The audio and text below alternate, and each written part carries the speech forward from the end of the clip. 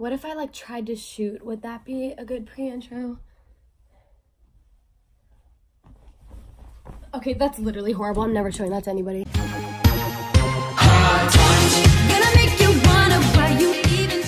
Hey, what's up you guys? My name is Maddie. Welcome back to my channel. This week I'm going to be filming a video that I've already kind of talked to you guys about briefly on my Instagram through my stories.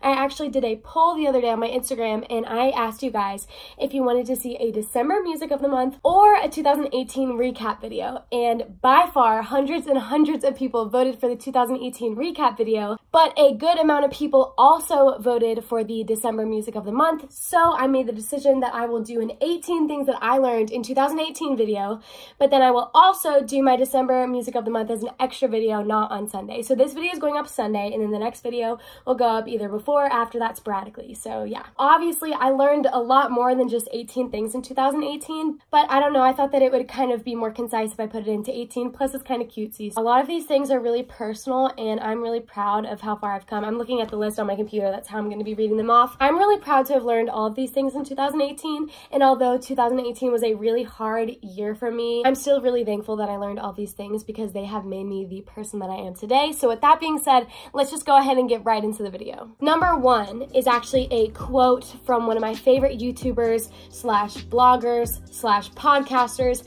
and it is, "Self-love isn't always bath bombs and face masks." And Katie Bellotti said that.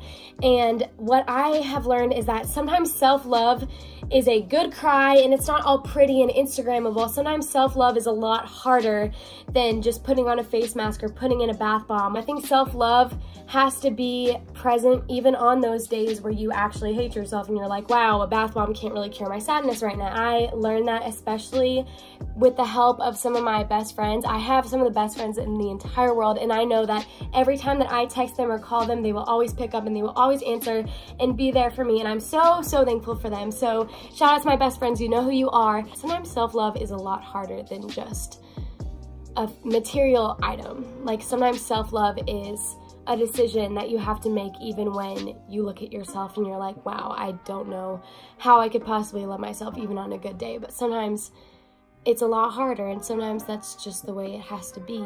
But I'm really thankful that I've learned that with the help of my friends especially. Number two, serving is not always easy. I romanticized it before I went to the Dominican Republic this summer. If you have not seen my video about the Dominican, it was my first ever YouTube video, so go watch it. It's my first video on this channel, but that's what I'm referring to. And then I said, and then I heard "I hate you" from numerous students, and realized that I had to love them even then because I never knew if I was the only "I still love you" that they would get that day. My calling is in missions and I love serving, and that's why I was in the Dominican Republic for 5 weeks this summer. I really thought that serving would be easy because God had called me to it, but that's not necessarily the case, because when God calls you to a life of service, God also calls you to a life of hardships, and God calls you to a life of sacrifice. And I learned that a great deal this summer, and I'm really thankful that I did, because if I hadn't learned that and if I hadn't had that really hard but very fun experience this summer, then I would have a completely clouded vision of what service is. And I'm so thankful that I got to have just a taste of that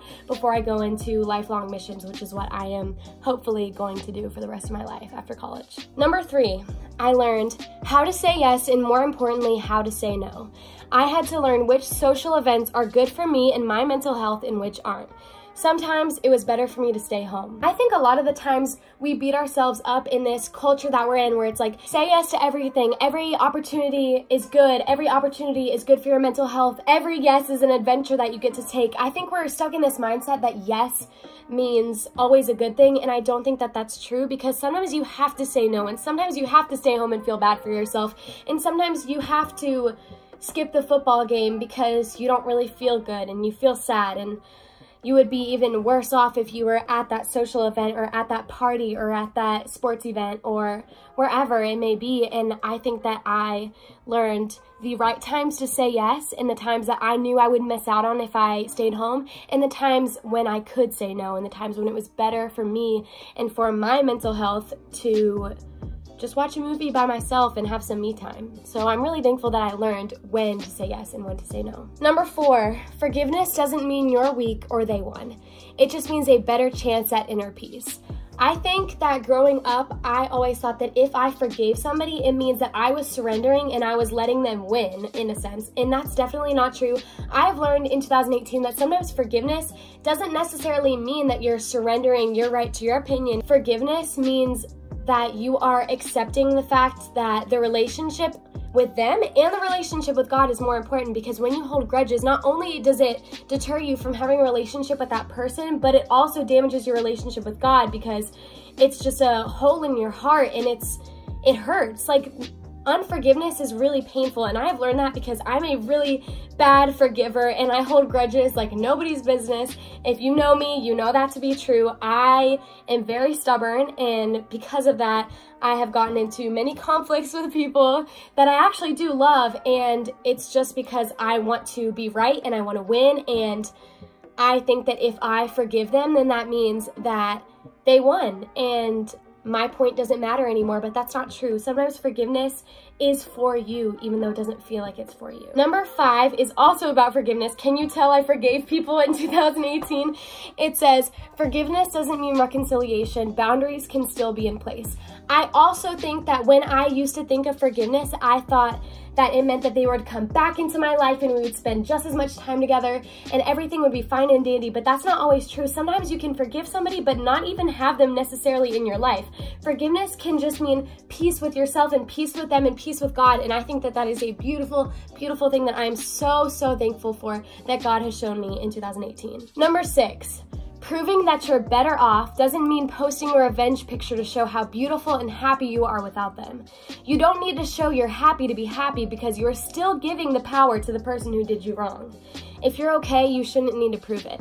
I think a lot of the times, especially in mainstream media and in movies and in TV shows, the girl will go through a breakup and then afterwards go out with her friends or post a picture where she looks really good, and I don't think that that's healthy, because if you really are healing, then you shouldn't be trying to get the attention of the person who hurt you. And I think that I really thought that this was something that was helping me when I was posting pictures, and I was like, oh, when he likes it, like, he'll understand what he missed out on. And that's not true, because the reason that you're not together is because that person hurt you, and you're not together for a reason. And if you're trying to win them back, then you have not healed in any way, shape, or form. If you're not with somebody, then you're not with them for a reason. And God has a better plan and a better person for you than the boy that you should be trying to win back through an Instagram picture. So yeah, I think that's so important. And if I could tell all the girls in the world this, then I would. Number 7, you were you before him and you will be you after him. He doesn't give away from the person that you are or the person you're becoming. I think a lot of the time in relationships, I've been in a few relationships, and I think a lot of the times people think that when you're dating somebody, they become a part of you or they alter your identity. I don't think that that is true or that should be true. Maybe in some cases girls let that be true for them, but I think as women, we need to understand that we can be us without the guy. Like, we're fine without them. And I think that sure, relationships can be very healthy and very beneficial to you, and marriage is a beautiful, beautiful thing. And I think that even when I get married, I will know that I am myself without my husband. Like, my husband should not greatly impact my self-worth or what I think about myself. I should be able to be independent while still being in a relationship. And I think that the mindset that you are not you without that other person should be canceled in 2019. And I know it's canceled for me. I hope it's canceled for you guys, because thank you, next, honestly. Number 8, God isn't going to come down from heaven and tell me which college I should go to. I have to follow my heart and pray I choose the right place for me. So I am currently choosing between Liberty University and Stanford University. And if you're close to me, you know that I am, like, so confused. I have no clue. Like, I'm literally, like, I have no clue where I'm going to college, and it is only January 3rd. So I have plenty of time to choose, and I need to stop feeling the pressure from the people around me who keep asking me, Maddie, where are you going to college? Like, I don't know, and it's okay that I don't know. And I think that God will show me where I'm supposed to be. I just have to really trust myself and trust my prayers to God that he will answer them, maybe not in the way that I'm expecting and maybe not in the clear way that I hope that he will, but I need to really trust that everything happens for a reason, and even if I choose the wrong school, his plan will not alter for me. If I choose the wrong school, it's not like his plan is going to stop. His plan does not change or does not fail based on my decisions. Even if I choose the wrong school for me, I can transfer, and that will be a part of his plan as well. So yeah, that's what I'm learning about college. Number 9. There will always be somebody smarter than you, so you have to be the hardest worker. Then opportunities will come. So one of my 2 things that I'm super self-conscious about, I'm literally giving bullies bait right now, but I don't really care. 1, I've always thought that I'm stupid. 2, I'm super unathletic. The unathletic one is something that I can't really do anything about because I was just born that way, and I'm small and I'm weak and I just literally can't play sports, nor do I want to play sports. But the smart thing is something that I really struggled with starting in middle school because all my friends are geniuses. But the older that I've gotten, the more I've realized that I'm a lot smarter than I think I am, and I'm very capable of earning whichever grades that I set my mind to, and it's all based on how hard I try. I am not naturally very academic. I'm actually a very creative person. I have a YouTube. It's just, I like the creative process. I like editing. So that kind of shows my creative side. Starting sophomore year, I began to really try in school. And because of that, I have a lot of opportunities that have been given to me, whether that be through scholarships or academic awards that I have received. And that's all because of the effort that I put into school, and I decided to put into school, not because I am naturally academically inclined. So if I could give anybody watching this some advice, along with the other advice that I have in this video, it would be to just try harder and pray for wisdom. Praying for wisdom works. I have experienced it firsthand because I was not very smart in middle school, and I tried in middle school, but I prayed that God would give me wisdom, and he didn't necessarily make me smarter, but he gave me that tenacity and that determination to try in school and that yearning to want to do good, and that has made me wiser. So, I mean, it worked for me, so I'm sure it could work for y'all. Number 10. I am not a prude for choosing to not drink or party or smoke or jewel. My choices are my choices, and there's nothing wrong with choosing my health first. I think that a lot of times people will make fun of other people who don't party or who don't jewel or who don't drink, and I don't think that there's anything wrong with that at all, and I need to stop beating myself up about it and being like, Maddie, you're not cool because you don't do those things, because that's not true. I don't judge anybody else for their choices because that's their choices, and if you're watching this and you do any of these things, I'm not judging you.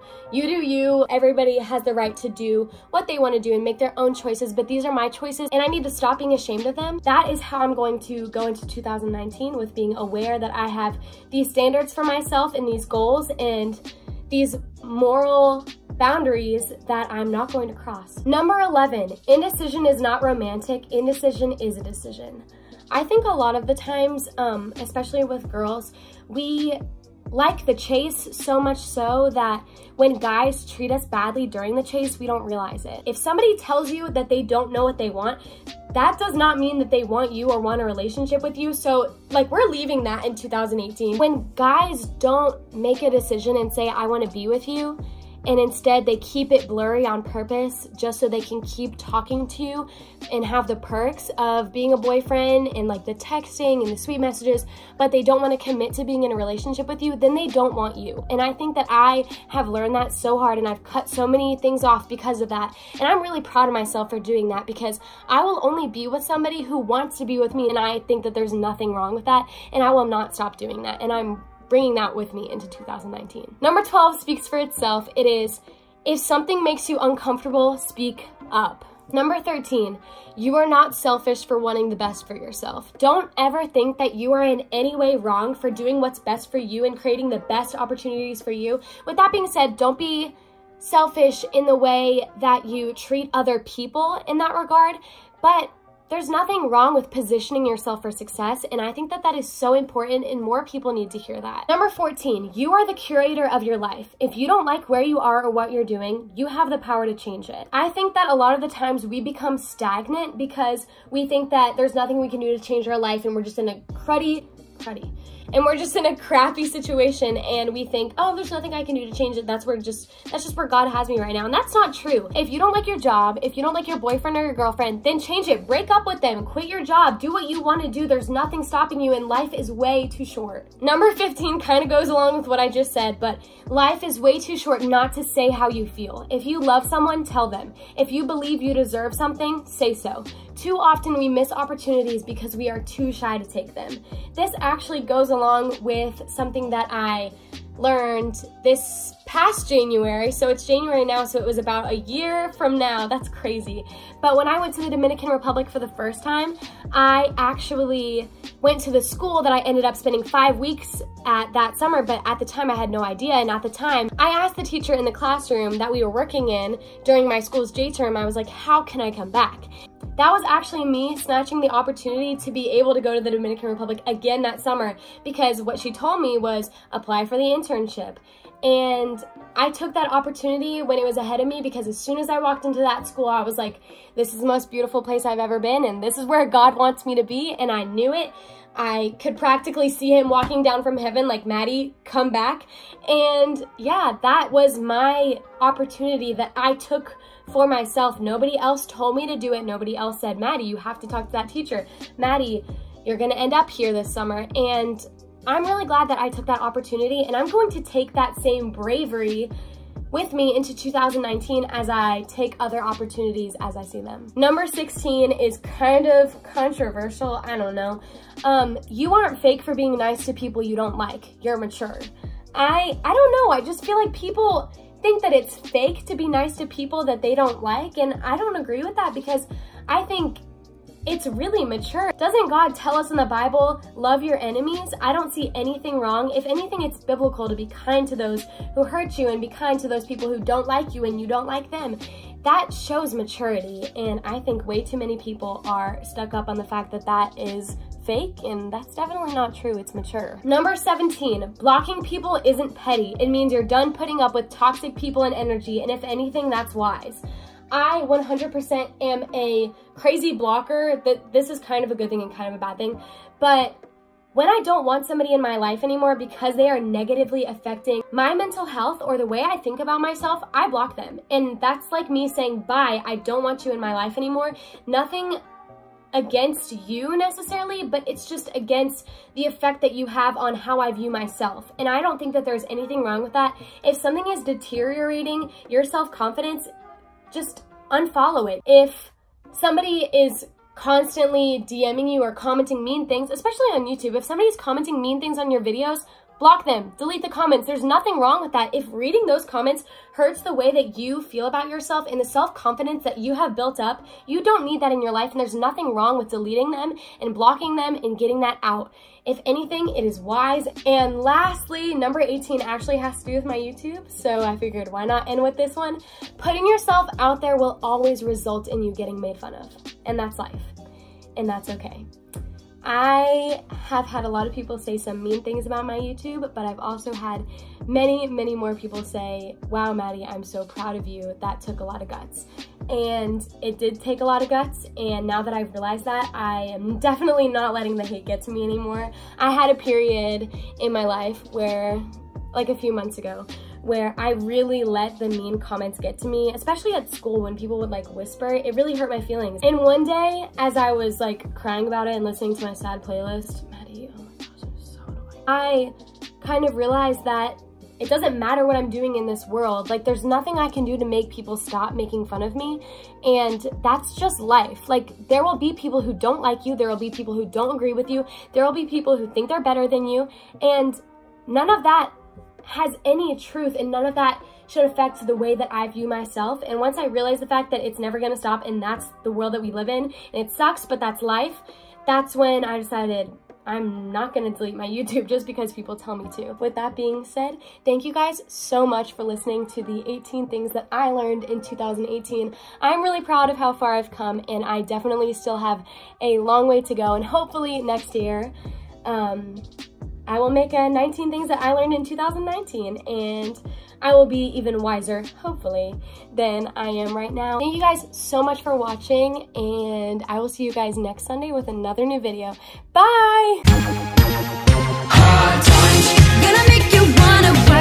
even try. Hard times. Gonna take it.